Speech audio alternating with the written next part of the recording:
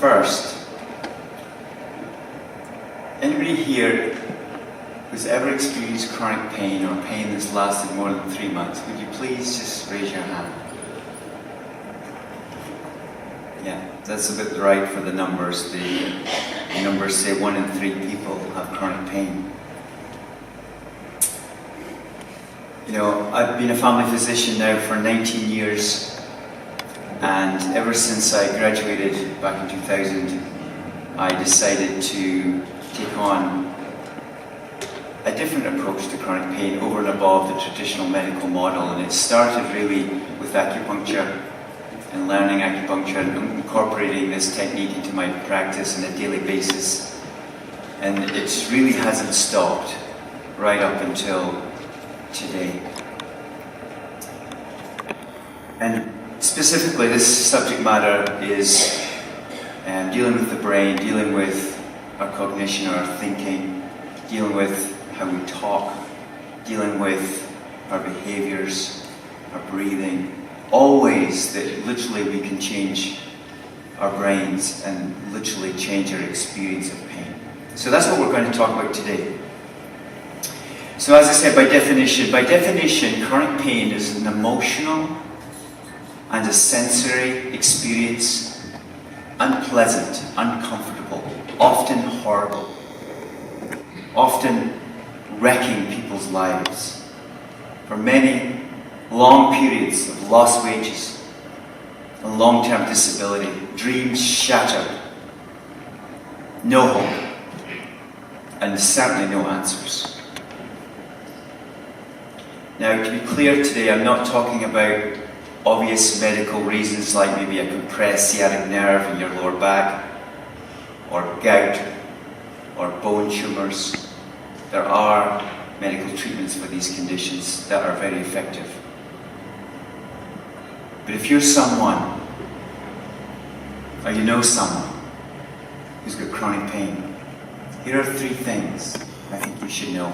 1, the World Health Organization does tell us that 1 in every 3 person, about the stats here today, have chronic pain. And that's awful. We're missing the boat. The only good thing about the 1 in 3 stat is that we're not alone. Most medical treatments are ineffective, and that's the medical literature talking. We try therapies, we try surgeries, we try painkillers, starting with simple over-the-counter medications right up to those opioids, those dreaded opioids. And don't get me wrong, sometimes opioids can be very effective, and I think there's a place, but often they have dire consequences. We have an opioid crisis upon us, and it is a crisis, because 7 people a day are dying. 7 people an hour are dying in the United States because of opioids. There's 168 people in the last 24 hours, and that's every day. Canada, less people, it's 11 people a day. It's 4,000 people a year, and these stats have been static for the last 2 years. So why? Why are we here? Why is this problem upon us? It happened 400 years ago. It started with a man called Descartes, who in his wisdom suggested that modern medicine study ourselves as separate entities, the mind and the body, the mind and matter. And today we're still doing the same thing.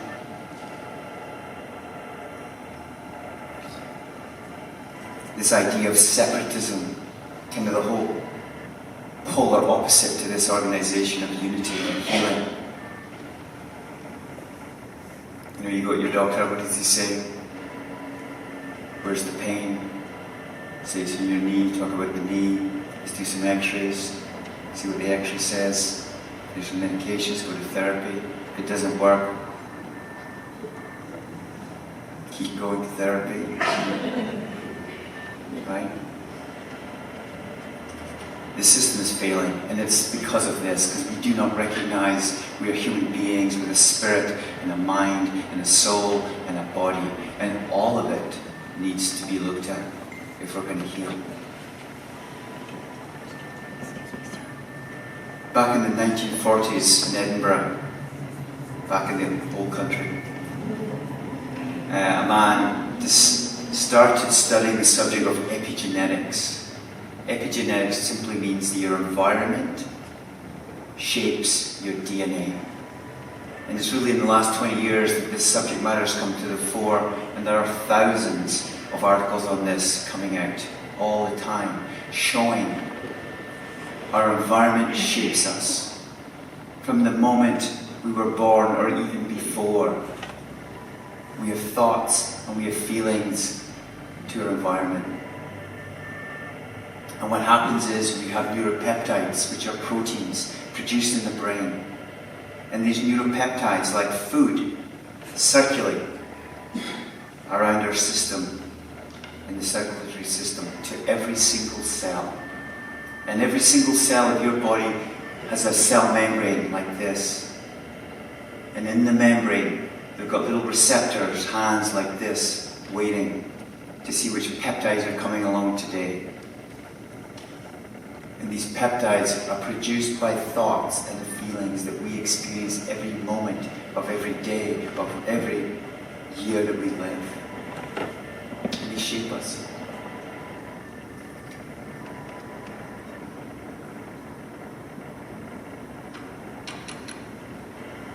And the reality is, the stresses of our life, the stresses of our childhood, and some of us have had idyllic childhoods, it's wonderful. Some of us have had awful childhoods.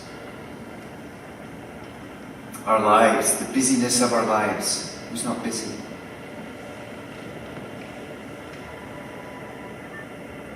And even our personalities within.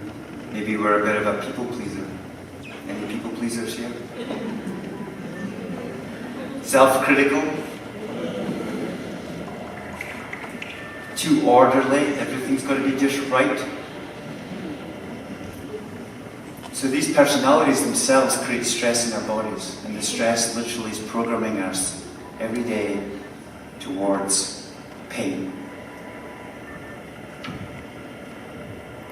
But the good news is, we can change it. We can change how we think. We can change how we feel. We can change how we talk. We can change how we breathe. And as we change ourselves, we change our chemistry, we change our nervous system, we change our experience of pain, and we can change suffering. So that's the hope. And the science backs it all up. Jesus talked about it 2,000 years ago. And now we've got the science to back it up. The pioneer of this in the medical world, the modern day world in the last 70 years was Dr. John Sarno. Anybody heard of Dr. John Sarno? He wrote several books before he died just last year. Healing Back Pain is one. And when I came across this literature, it changed everything for me, because I realized, my goodness, here's a man who was not happy with the modern day approach to pain. And he went on over his 50 years to help 10,000 people who'd have been through the medical system, and the system said, sorry, this is all we have for you. And he learned from experience that it is the stresses of childhood, it is the stresses of life, it is the stresses of our personality that shape us. And he didn't have the functional MRI scans back in the 50s and 60s and 70s to figure all this stuff out that we do now. We can actually see the changes in the brain when we approach life differently. But he helped 10,000 people go pain-free over his career, 50 years. You know, when we think of stress, what does stress do to our bodies? Well, it gives us a shallow heart rate, a shallow breath rate. And Anybody deep breathing right now? Most of us don't deep breathe, do we? We go through our day and it's just quite shallow. It's a sign of stress. Our heart rate may be slightly higher than it needs to be. Sign of stress. Our thoughts, busy, busy, busy, busy. Sign of stress. Blood pressure, high blood pressure. Muscle tension. Who has muscle tension? Any big muscle tension? Yeah. With reduced blood flow. And all these are actually physiological changes in the nervous system caused by an overactive sympathetic drive or sympathetic nervous system. And not only the nerves are affected, but the hormones are thrown in. It's like chemical soup on the inside. We've got adrenaline, we've got cortisol, we've got histamine. These are hormones that are around in our system all the time. And it's no wonder that we get anxiety. It's no wonder we have depression when pain is there. I'm going to share a story about an amazing woman who I very boldly said to her 3 years ago, your pain is related to the stress in your life. And you can just tell it to go away and it will go away. Now that was a crazy thing to say. But I was just learning about Dr. John Sarno at the time, and I was expressing his story and how we can change pain. And this was a woman who knew pain, because at the age of 15 she received a gunshot wound to her right leg. And due to complications of that wound, had it amputated from the knee down. And she had pain for 49 years. She was on opioids for 49 years. And it left her with brain fog, anxiety, anger, angst. She traveled across the world looking for solutions. Holland, the United States, Canada. It was a horrible pain, she said. It's like searing pain, like scraping your skin on the sidewalk. And I said, Julie, we can change this. This has been related to the stresses in your life that go way back to your childhood when she was abused. But when she understood that she controls the thoughts and her beliefs now, she was on her way. And she moved well beyond the belief that her pain was permanent. 49 years. She moved beyond that belief. And she repeated simple affirmations, which I'm going to share shortly, in her mind, all day, every day. And I mean all day, every day. And she began to believe it could be true for her too. And what was going on? She was laying down new nerve circuits in her brain. Because for 49 years, her brain circuits were being set up over here with pain. And we should start to change and switch her mindset, as Barbara was saying. And things start to change in her brain and her nervous system. 4 weeks later, she was pain-free. 4 weeks. Now, she dances at home every day with joy in her heart. She's ditched that wheelchair. She walks with her prosthesis. She's lost 59 pounds. She's off basically all her medications except aspirin. She's off insulin. She's off those opioids. She eats a plant-based diet, which has been extremely helpful for her pain and her diabetes. And she's learned to retrain her brain. Let me share another story. Millie McConnell. We're wired to heal, but there are things that stop us. So let's look at several things you can take away today to really make a difference. The one, probably the most surprising one of all, is expressive writing. That's right, expressive writing. So you take a paper, you take a pen, and you write your thoughts down. Not this, or this, okay? There's no proof that that works. But there's 1,000 articles in the medical literature that shows the health benefits of writing. And many people say, Wayne, what do we write? Well, just write. Write those thoughts down. If you're not a writer, like, oh, I don't want to write, too busy, take some post-it pads and put it in your purse or your wallet or your back pocket. And when you get a minute in the day, you just start writing thoughts down. Get the action going. If that's too easy, sit down for 20 minutes and do it for 20 minutes. The initial literature shows that we pour our heart and soul into the paper. Literally, there are multiple, at least 20 health outcome benefits from that.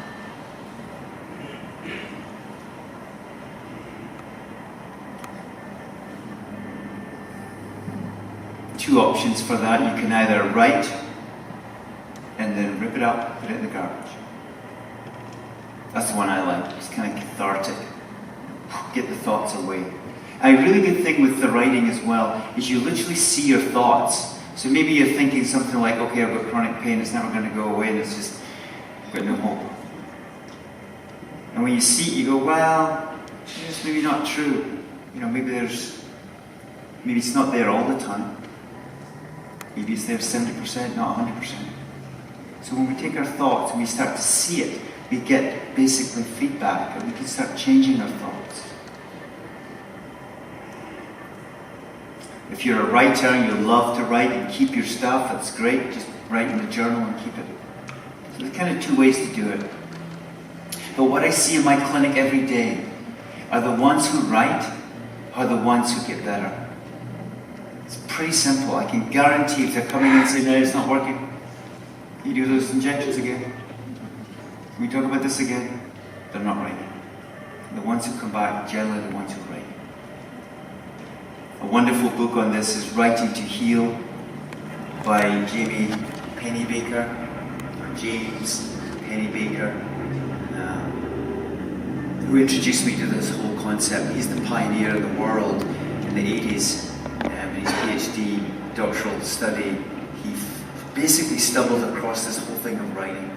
And he's been involved with over 250 articles in literature on this subject. And he says, I talked to him recently, and he says, Wayne, I don't know how it works. He just says it works. And it feels good. Back to the heart. It's actually a somatic treatment. Have you heard of somatic treatment? Movement of the body, or awareness of the body, connecting to the brain. So it's a body-up treatment. Changes things. So I strongly encourage writing if you've got pain. Second thing, think and talk carefully. Number one, never talk about your pain.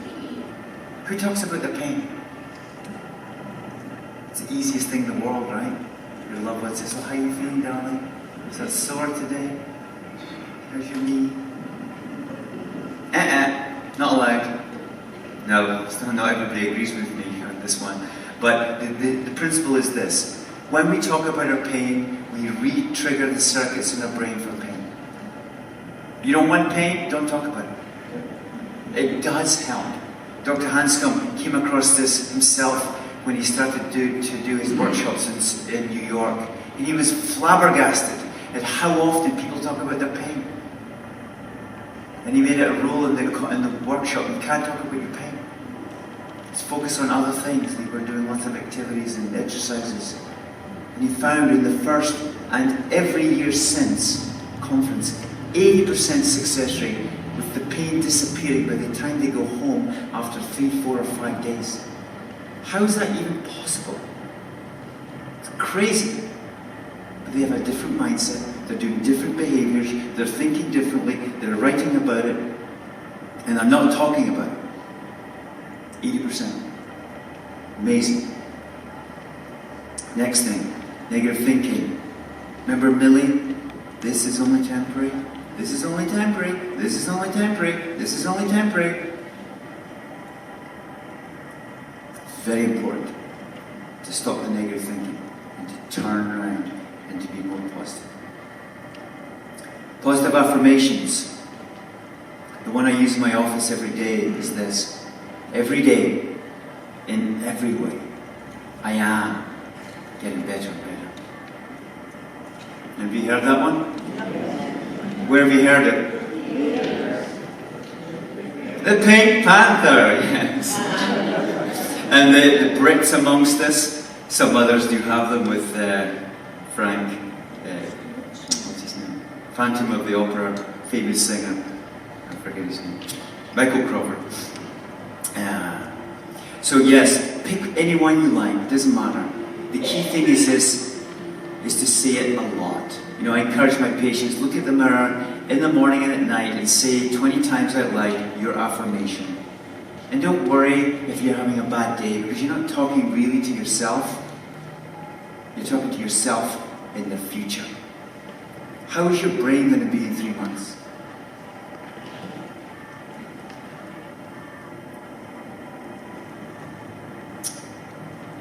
Number 3, conscious breathing. I suggest you pause every hour of the day and just be aware of your breath. 3 breaths.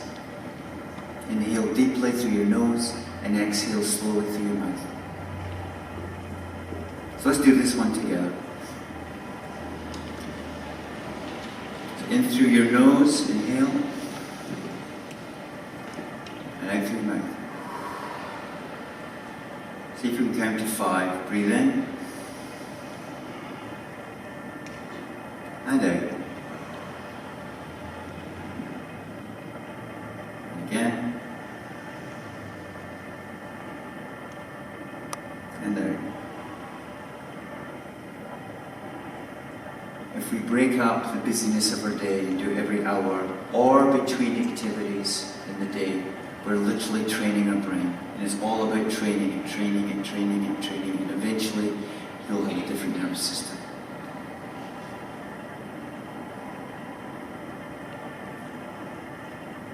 Oh, I'm going to share this because it's something recent since I've been involved with Stanford University and teaching a similar workshop, or a similar workshop to what we'll be doing this afternoon. And it's something called binaural meditation. Has anybody heard of binaural meditation? Yeah. B-I-N, if anybody right now, B-I-N-O-U-R-A-L. Binaural means 2 for bi, and oral is hearing. So what happens is you put these earphones in, you listen to your tape, you can go on YouTube and get binaural meditation beats. And literally what goes on is that we're retraining the limbic system in the brain for learning. And it's being used as a learning tool, and the research done on this has been used as a learning tool. And we're literally, as you do your meditation, you're breathing, you're slowing down your breath rate, your heart rate, you're relaxing, you're training your body to do it. And it's been shown after 11 weeks of this 20 minutes a day that not only does your pain go down, not only do your negative thoughts go down, but your brain literally enlarges. Because in chronic pain, the brain goes whoosh. It shrinks in several areas where we control pain. And this modality of treatment has been shown with functional MRI scanning to enlarge the areas of your brain. So I'm just going to wrap up now. And the take-home message is this. You know, people with chronic pain deserve to know that they can retrain the brain. I encourage you to try some of these techniques and share these ideas with the people that you love, family, friends, neighbours. Share these techniques. And these can help you on the journey of healing. So number 1, write your thoughts down. 2, think and talk carefully. And 3, keep breathing consciously. You can retrain your brain to reduce your pain.